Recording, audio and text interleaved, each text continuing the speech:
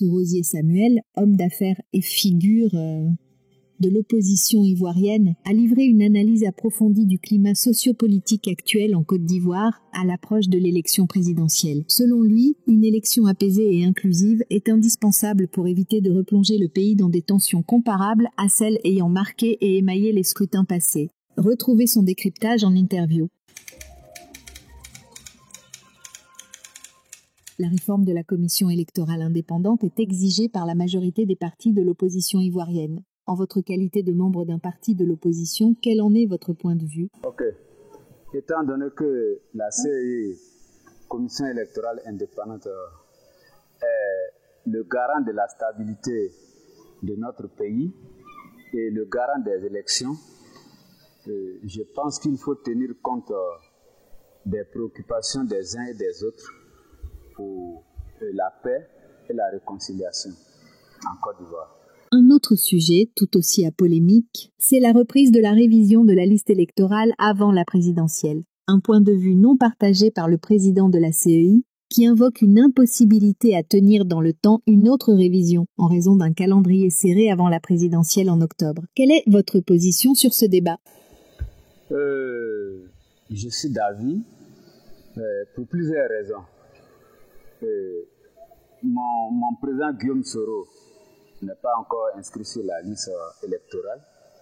Il faut une révision et réinscrire le président Guillaume Soro sur la liste électorale. Et peut-être qu'on en parlera plus tard des autres qui sont exclus de la liste. Mais nous avons des nouveaux majeurs. Il faut les inscrire sur la liste électorale. Et un peu partout en Côte d'Ivoire, dans certaines régions, la révision que les gens viennent de faire n'a pas trop porté, pas parce que la CEI a été incompétente, mais il se trouve que nous avons des autorités au niveau de certaines sous-préfectures dont nous doutons de leur impartialité, c'est-à-dire des nouveaux majeurs qui viennent pour refaire les extraits. Vous savez que le nom a changé maintenant. Au lieu de Sorosier Samuel, on écrit sur l'extrait Zier Samuel Soro. Et pour des raisons, je ne sais pas lesquelles, des extraits ont tardé, des nouveaux majeurs n'ont pas pu établir leurs nouveaux extraits, et pour faire les documents qu'il faut pour s'inscrire sur la liste électorale. Et ce n'est pas ça seulement la vraie raison, il y a eu plusieurs autres raisons qui ont fait qu'il faut tenir compte de la demande des uns et des autres. Et chaque Ivoirien doit voter. Donc je ne vois pas de problème. Et je m'aligne pour qu'on puisse reprendre cette révision. Tout comme après la publication de la liste électorale provisoire, le 17 mars 2025, la commission électorale indépendante a annoncé que 12 personnes, du fait de la perte de leurs droits civiques, n'ont pas été inscrites sur la dite liste. Parmi elles figurent Laurent Gbagbo, Blé Goudé et Soro Guillaume, dont les noms ont été retirés du registre. Votre réaction? Pour leur condamnation, bon, c'est un débat politique. Et je pense qu'il faut tenir compte de la paix que nous voulons. Il ne faut pas chanter la paix au bout des lèvres. Il faut aller jusqu'au bout et inscrire tout le monde sur la liste électorale. Il faut que Guillaume Soro soit inscrit sur la liste électorale. Il faut que Gbagbo soit inscrit sur la liste électorale. Quand même, en Côte d'Ivoire, ce sont des personnes qui ont marqué le passé de la Côte d'Ivoire au niveau de la politique. Blé Goudé drainait du monde. Quand le président Gbagbo était président, on a vu ce qu'il a fait comme démonstration. Bon, Guillaume Soro, on n'en parle pas. Et le président Gbagbo a été président de la République de Côte d'Ivoire, quand même. Retirer le nom d'un ancien président comme ça de la liste électorale, en tout cas, on condamnait qu'est-ce qu'ils ont fait, parce que voilà. Si vous pouvez m'expliquer un peu ce qu'ils ont fait, voilà, parce qu'ils ont été condamnés. Voilà. Qu'est-ce que Gbagbo a fait pour être condamné? Qu'est-ce que Blé Goudé a fait pour être condamné? Qu'est-ce que Soro Guillaume a fait pour être condamné? condamné. Je ne suis pas un juriste et donc je dis pour la stabilité de la Côte d'Ivoire, il faut que tout le monde soit inscrit sur la liste électorale. Parce que les mêmes choses ont été reprochées au président Alassane Ouattara. À un moment donné, on a fait fi de tout ça. Il y a eu Marcoussi, etc. Pour aboutir à un résultat où chacun quand même est plus ou moins satisfait. Donc, je pense qu'il faut... ce sont des questions très sensibles, mais pour la paix et la stabilité, je pense que tout le monde doit être inscrit. Le président du PDCI, Tidiane Thiam, est confronté ces derniers temps à une polémique autour de sa nationalité et de son éligibilité. Quelle lecture faites-vous de cette situation ? Bon, je ne suis pas dans le secret du PDCI, ni le secret du président Tidiane Thiam. Je ne sais pas s'il a tous les documents qu'il faut, qui lui permettent de remplir les conditions. Je ne sais pas aussi si c'est une stratégie pour ses adversaires pour pouvoir salir son nom ou pas. Mais ce que je sais, c'est qu'en politique, il faut être stratège.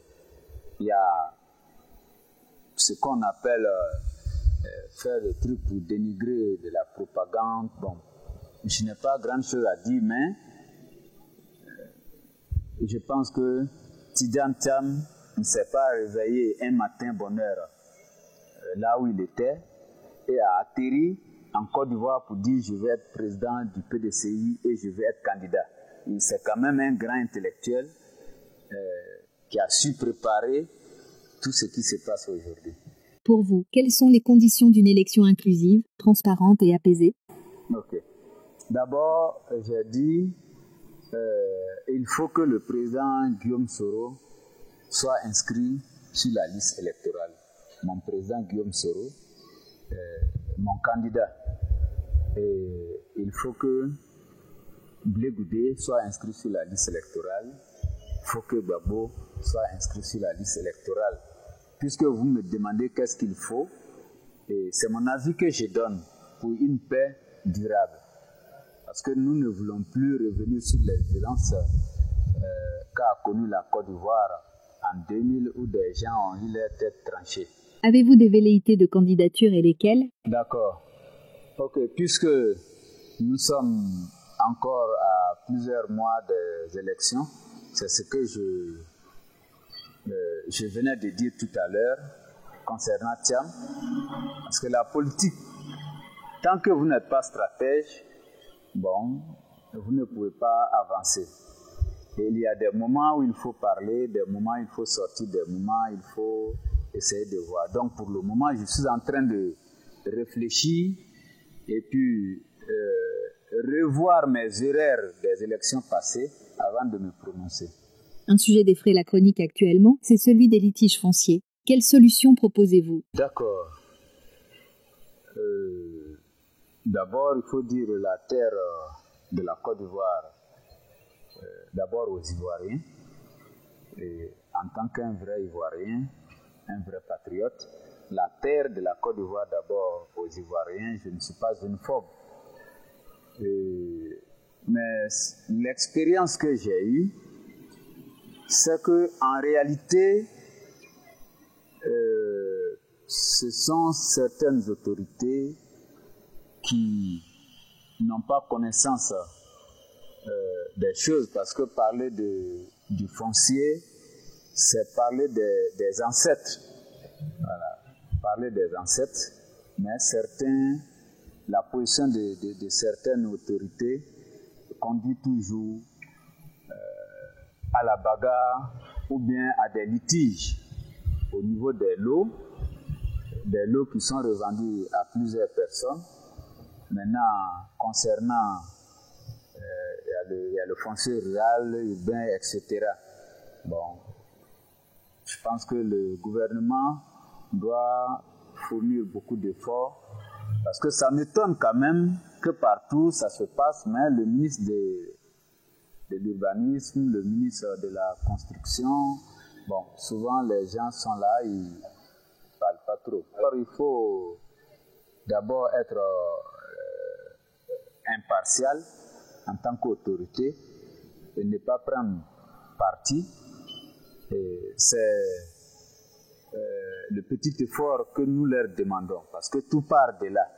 Être impartial et ne pas prendre de l'argent par-ci, par-là, et reconnaître la place que vous occupez et faire les choses pour le bien-être de la population.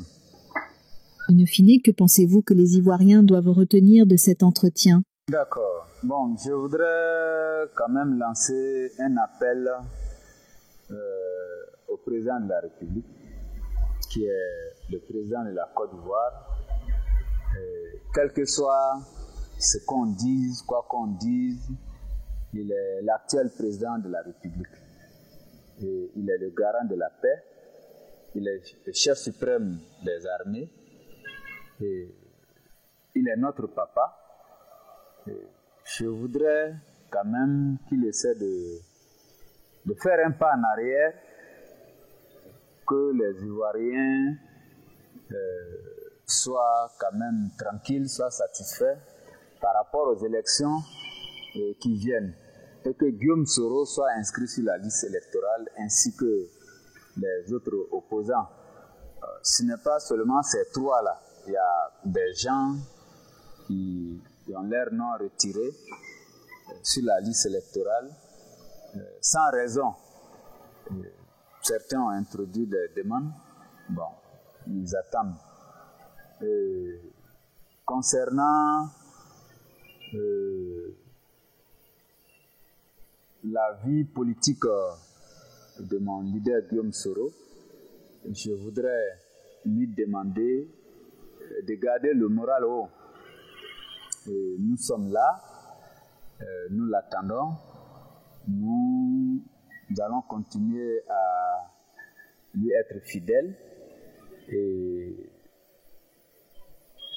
qu'il ne se laisse pas traumatiser ou bien démoraliser par les départs des uns et des autres. Lui-même, il l'avait déjà dit, qu'il ne faut pas trop s'en prendre à ceux qui vont, parce que nous ne savons pas dans quelles conditions ils vivent.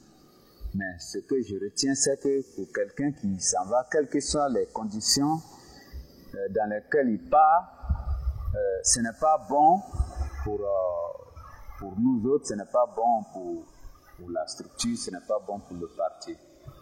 Et donc, mon dernier message, c'est à l'endroit des anciens chefs comme hommes qui occupent des places aussi importantes au niveau de l'armée de la Côte d'Ivoire, en l'occurrence Thio Fogé, le ministre Thio Fogé, le général Chérif Ousmane, on a beaucoup d'autres comme Koné Zakaria, pour leur dire, ils ont pris les armes parce qu'on a voulu avoir la paix en Côte d'Ivoire. Seulement la nationalité, c'était l'une de leurs préoccupations. Mais aujourd'hui, c'est comme zone qui ont travaillé avec Guillaume Soro. Je voudrais, c'est une doléance, et surtout que le ministre Thio Fogé prenne cette affaire au sérieux, parce qu'il est sénifaux comme moi, qu'il sache que c'est son petit frère Guillaume Soro qui est hors du pays. Et souvent les gens parlent de réconciliation entre Guillaume Soro et Alassane, le président Alassane, sans même citer un seul petit nom d'un ancien chef de guerre. Alors que ceux-là, on le sait bien, ont joué vraiment un rôle important entre les deux. Et donc, beaucoup ont quitté les rangs de Guillaume Soro. Selon eux, c'était pour chercher à réconcilier Guillaume Soro et le président Alassane. Donc, je pense que ça n'a pas abouti à grande chose. Et je voudrais vraiment interpeller ces anciens chefs de guerre qui occupent aujourd'hui des postes importants au niveau de l'armée, de penser au président Guillaume Soro, de faire des doléances auprès du président de la République pour qu'aujourd'hui la Côte d'Ivoire retrouve la paix.